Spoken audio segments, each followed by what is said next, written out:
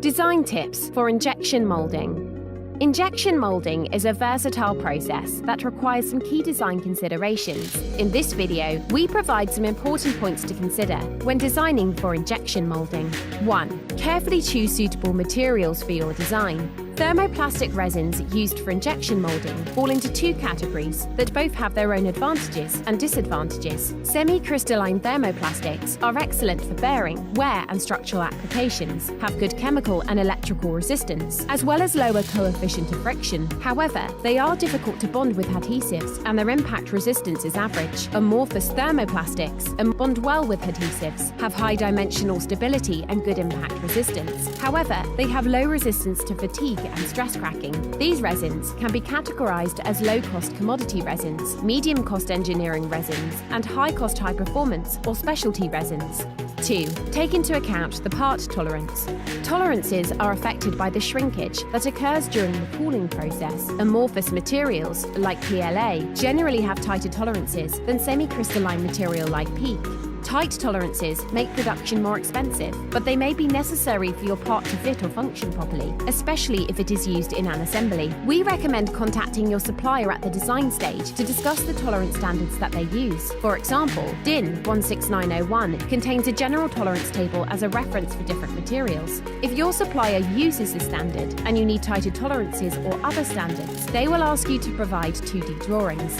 3. Choose the right wall thickness. There are a few key points to consider to ensure you choose the right wall thickness. Thinner walls shorten the cycle time and lower the cost of your part. For lots of applications, a wall thickness of 1.5 to 2.5 millimeters is sufficient, but you can also refer to recommended wall thicknesses for different materials. Unlike CNC machined parts, plastic injection molded parts benefit from a consistent wall thickness. If a part is thicker in one section than another, a sink mark will appear at that location. Non-uniform wall thicknesses also lead to warping, as these walls cool and shrink at different rates. If you require a non-uniform thickness, the change in thickness should not exceed 15% of the nominal wall thickness and should always have a smooth or taper transition to achieve a high-quality part.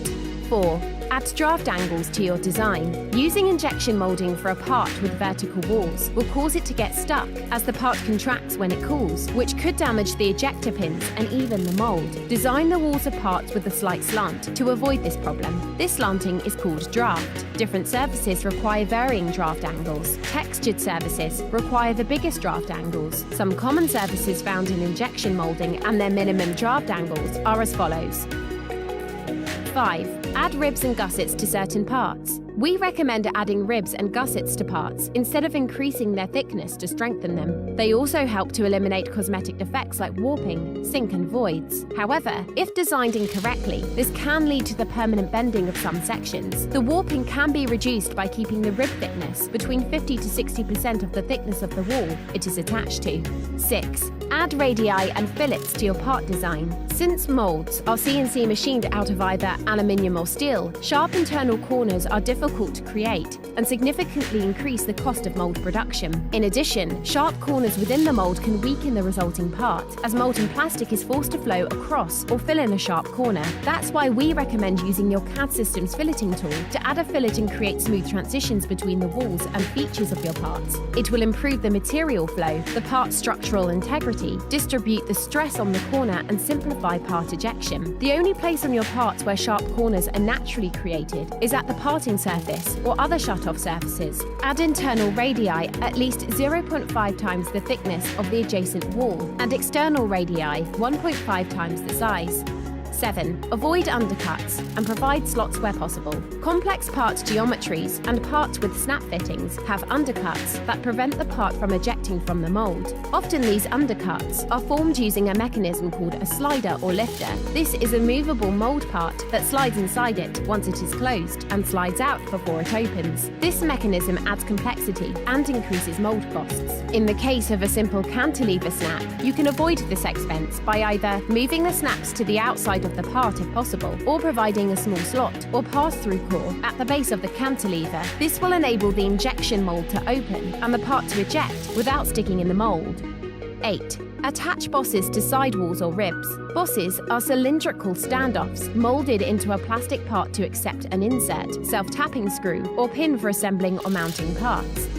The outer diameter of the boss should be 2.5 times the diameter of the screw diameter for self-tapping applications. Bosses shouldn't be freestanding. Always attach bosses to a sidewall or to the floor with ribs or gussets. Their thickness should not exceed 60% of the overall part thickness to minimize visible sink marks on the outside of the part. For example, a part with an outer wall of 3 mm should have internal ribs that are no more than 1.7 mm thick. And last tip, highlight visually important surfaces on your part where there must not be any marks. In order to properly manufacture your part using injection molding, it is important for the manufacturer to understand from the outset what your requirements are in terms of its appearance. One key point for the toolmaker to consider is the gate location. Gates are entry sections through which the molten material enters the mold. The toolmaker has to choose the type of the gates and position them strategically to minimize potential quality issues. Gates also leave gate vestige or a visual indication that the part was gated, even if it is subtle. That's why we recommend letting your supplier know about any aesthetic and functional requirements and define where not to gate.